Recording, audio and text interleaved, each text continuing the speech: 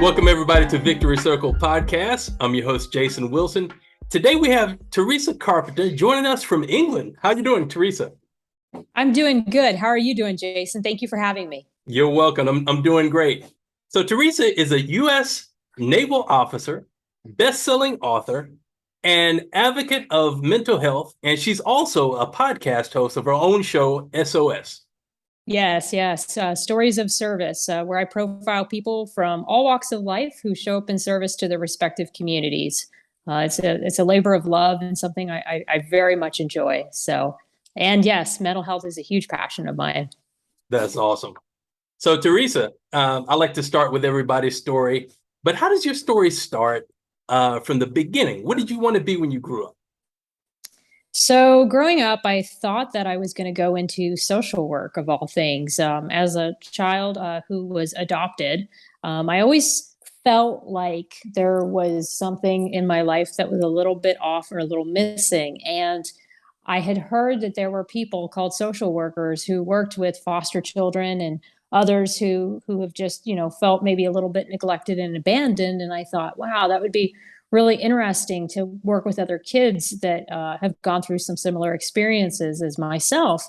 And it was what I was going to do even when after I joined the Navy, because I kind of got off track a little in high school and started partying and ran out of money and thought, okay, I got to do something with my life and get it together.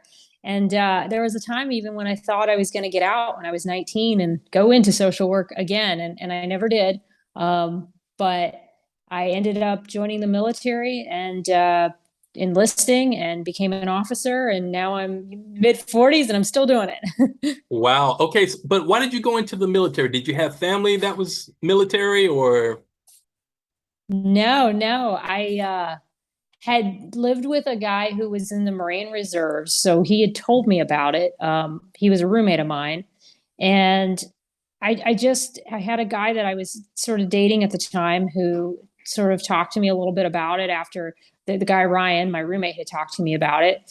And I just saw it as an opportunity to travel, to pay back some of my debts. I was kind of running up some credit card debt because I wasn't very responsible with my money.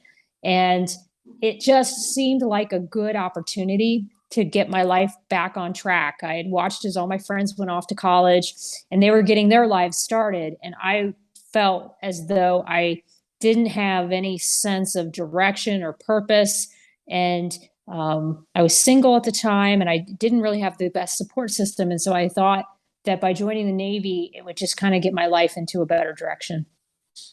Okay, that's a good reason. Yeah, I mean, it was kind of as simple as that.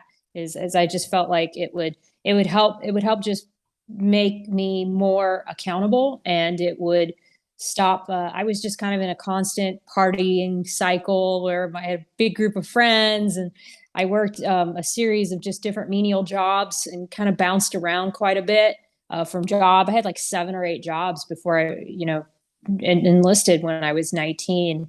And so at that time, it just seemed like it would put me on a better path than where I was presently on.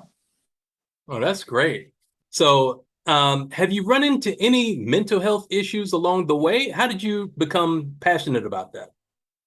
Well, I think growing up, like I was saying, due to my adoption and then just some things in my upbringing with my mom, especially, and just having some family drama, I guess you can say, I always sort of felt like I needed that mental health support and that help, but I didn't really understand how to seek it or how to really talk to anyone about what was going on with me. And a lot of it was just a lack of an inability to take accountability for the destructive decisions that I was making.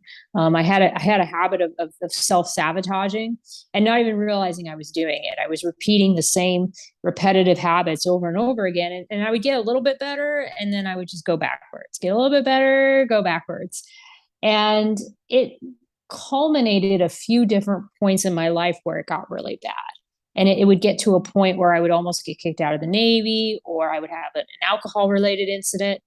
And it got me onto a path where I knew that the only solution was to be able to find people in your life that you can talk openly about your issues to, and who are not afraid to tell you what you don't want to hear sometimes. And I think that was really the key to helping me, and then inspiring me to be as open as I am about my struggles when it comes to mental health, or when it comes to things that I'm struggling with. And I'm pretty open about it, even online. If I'm struggling with something, I believe that the way that we lift that stigma is to talk about it and to have open conversations where people can feel safe and feel heard.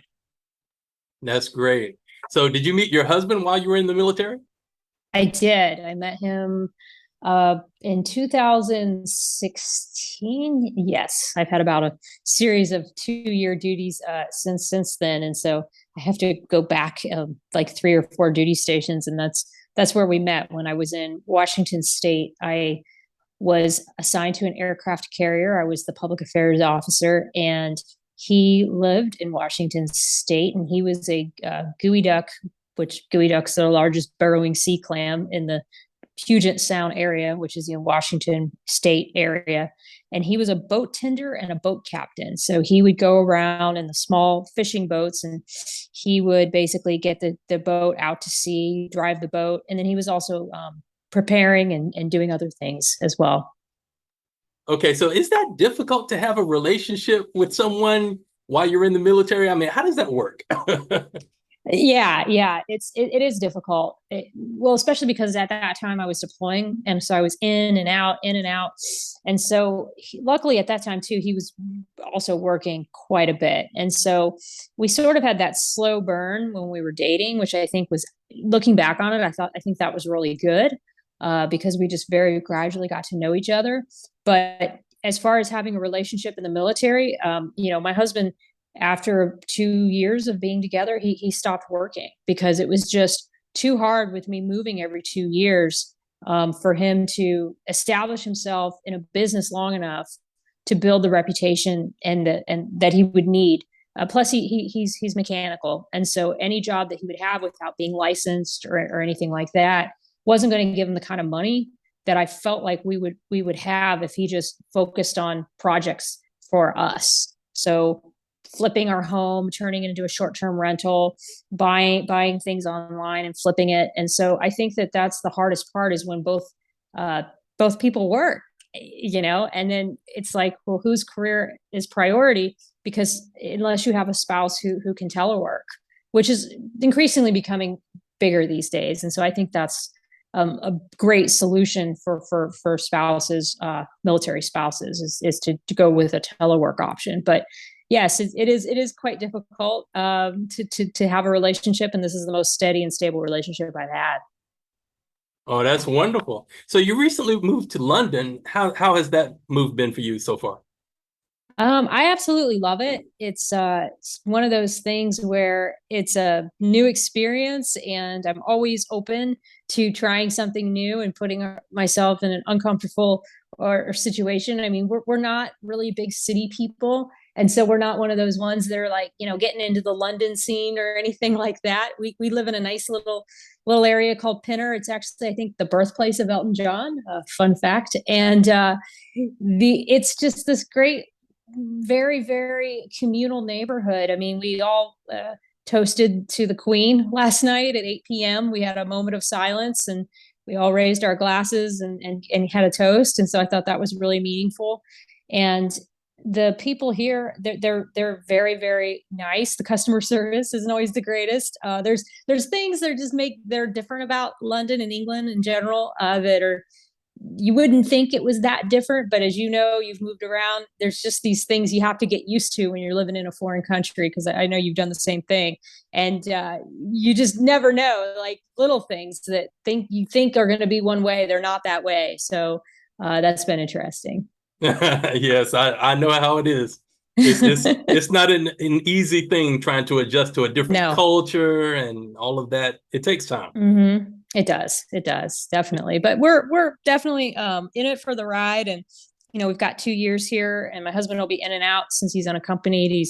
Which means that in the military he will be doing a lot of traveling back to the States and then coming back and visiting. And so yeah, we're just in it for the adventure. And it's a great opportunity. I'm working at NATO, which is the North Atlantic Treaty Organization. It's the huge conglomerate of all the NATO countries that come together to keep the European theater safe. And especially right now with what's going on with Ukraine, it's more important than ever for us to be united and for the alliance to be strong. So I'm honored to be a part of this team in the maritime environment. So that's been really neat to dig into the job and get a sense for what my life is going to be like for the next couple of years. That's wonderful. When do you see yourself retiring? Well, right now I'm projected to put my papers in about a year and get out in September 2024. I keep the door open if there's an opportunity that might come along that is appealing at that time, so that I don't want to completely cut myself off from something that might come along that seems to be a good fit. But I'm really happy with what I've built with the podcast and what I'm doing with my online brand, I guess you might want to call it, but just what I get to do to give back and to be of service and get to talk to all the different people like yourself and have these amazing conversations. I just feel like that's my calling, and that's really how I want to best spend my time. I'd love to work on a book, and I know that I've got to have like that uninterrupted time to really focus on that and improve my writing. And so that's sort of the goal in my head is to retire in a couple years. Like I say, something may come along to change my mind, but at this point, that's what I'm hoping to do. So this is a good point to segue into your podcast. Tell us about that. So my podcast is called Stories of Service, and as I said, I feature people from all walks of life. So it started because I'm a podcast fan myself. I have for years listened to Jocko, Jordan Peterson, Joe Rogan, and all my favorite podcasters are men. And I love the kind of the no holds barred accountability and just bluntness, and that those three, for an example, those three podcasters bring. And I'm sure there are women in that in the podcast space that do the same thing. But I felt like I could contribute to the conversation with a different perspective about certain issues. And I wanted to bring in speakers and people who have inspired me and helped me along on my path, helped me see something differently, helped me think about an issue differently. And I like to take on hard topics. I like to discuss things that I think a lot of other people, especially active duty in uniform, are afraid to talk about. And I think that because I have this experience in public affairs and in communications, I understand how to take an issue that could be considered very controversial and hard to talk about.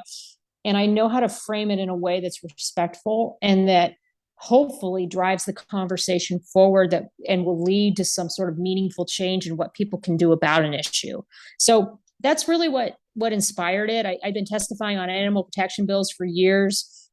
So I'd already had some, experience with public speaking and other things, but it was hosting some webinars professionally that started me on the path to saying, oh, shoot, I could do this myself. I don't have to do this for an organization. I think I can take this on. And it was a huge learning curve, and it still is. I mean, the technical aspects of it, I think, are some of the hardest parts, and it's a lot of work. But as you know, it's so fulfilling. It's been the most fulfilling thing that I've ever taken on in my life. So, oh, that's phenomenal. Yeah. I just really love it. I mean, I get to talk to people that I feel like maybe I would cross paths with, maybe I wouldn't. And LinkedIn has been, I say, the greatest platform. I've met some people through Instagram and through some other ones, but it really is LinkedIn that's opened these doors and given me the ability to say, geez, I'm really interested in this subject. Oh gosh, who's talking about this? And then I'll find somebody online, like a workplace consultant, for an example, this girl, Brittany, she's amazing.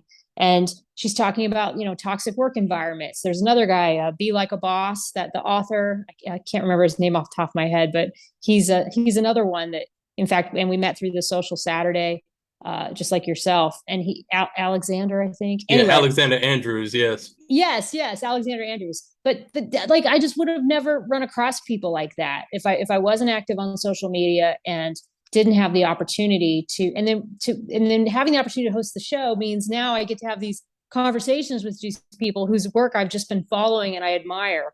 And so I think that's just such a rewarding opportunity. Yeah, it's just like this morning, when I opened up my LinkedIn, I had like 3 or 4 conversations from 4 in the morning until 5. And I told my wife, okay, I've been in Australia, Africa, the United States, and England within an hour. LinkedIn is the only platform available where you can do that. It really is. And it's a place where people want to have more meaningful conversations. Like I was on Clubhouse for an example, and it's international, just like LinkedIn. But with Clubhouse, there's just such a selly vibe to it. I mean, there's good people on there. Don't get me wrong, but there's so much more of I've got this business. I'm a coach. I'm trying to sell you this. And there's some of that on LinkedIn too. But I really do feel that the people who engage on LinkedIn and spend the time that they do with the posts and the videos and just putting out their messages, I really do believe that people are not in it for the money. The majority of people, I think, and there's a lot of, which is interesting, a lot of retired people on LinkedIn. And so you really get like this breadth of wisdom from people who have been in the workforce, but now they're out and they've got the time to engage on the platform. And they just bring so much expertise and wisdom to the platform. And so I've just really enjoyed it. And I've kind of decided for myself that if this is going to be something I go down, if it makes money, great. If it doesn't, I'll still continue to do it because it's something that I'm so passionate about. And if I can make just a small difference with sharing my story or sharing somebody else's story, or push forward on an initiative that needs to be pushed forward to make the military or make whatever community I'm in better, then it's worth it. So that's why I do it. No, that's great. So, Theresa, as a naval officer, obviously, you have years of leadership experience. What kind of advice would you give to a leader? I think my biggest advice is to never stop being yourself. Um, Sometimes I feel like we have to put on this persona as a leader, and everybody leads differently. So I think that is something that has really stuck with me, is that I have to bring my whole self to whatever it is that I do, and not be afraid to not know the answer, not be afraid to look silly or look clueless about something if it's warranted, that there was no way I could have pre-prepared, and then to own your mistakes and own when you should have done something better, or you could have been better prepared, or whatever the case may be. Just you can't be afraid to show people who you are, because if they see that you're not afraid, then they'll say, okay, I'm not afraid either. I can have this new idea. I can bring up this initiative that I want to push forward. So I would say that's the number one. The number two is to never ask out of your people something that you wouldn't willingly do yourself, or don't at least have a general idea on how to do. That's always been one of my pet peeves with my leaders, is when I'm called upon to do something that I just know they wouldn't take the time to do, or they wouldn't do. And so I'm very mindful of that whole idea of being that example. And then maybe the third thing is that you always know that as the boss, you're the one who's accountable. At the end of the day, it falls on your shoulders, and that's a heavy responsibility, and it's a lot of work. And I think that when you take on a leadership role, and I'm in one now, it really dawns on you like how much work it's going to be. Everybody wants to, make the decisions because that's sexy, but it is a lot of work. It's a lot of checking up on things. It's a lot of keeping track of different things in your mind, of a lot of different things going on at once, and trying to keep a bubble of it all. So I think those three things make you to be a better leader. Those are just three things I can think of off the top of my head. Theresa, this has been a wonderful interview. I thank you so much for being on my show. I mean, this has been great. How can people follow you on social media? So I'm really easy to find. You'll tag me on this post, I'm sure. So I'm obviously I'm on LinkedIn. My podcast is called Stories of Service, or SOS for short, as in SOS. We all need some help. And you can just Google Stories of Service. And then luckily my name's easy now. I used to have a harder last name, but Theresa with an H. Sometimes people don't use the H. And then Carpenter. So if you Google Theresa Carpenter, even if you were to Google Theresa Carpenter, U.S. Navy, My website is called Theresa's Tapestries, and that's a blog, and I've linked to all my other stuff through there. But I'm on Instagram, I'm on LinkedIn, and I'm always happy to connect with people and hear their story and do what I can to help. Awesome. Theresa, thank you so much again. Ladies and gentlemen, Theresa Carpenter, take care. All right. Thanks, Jason. You're welcome. Thank you for watching Victory Circle Podcast. Please subscribe to our YouTube channel.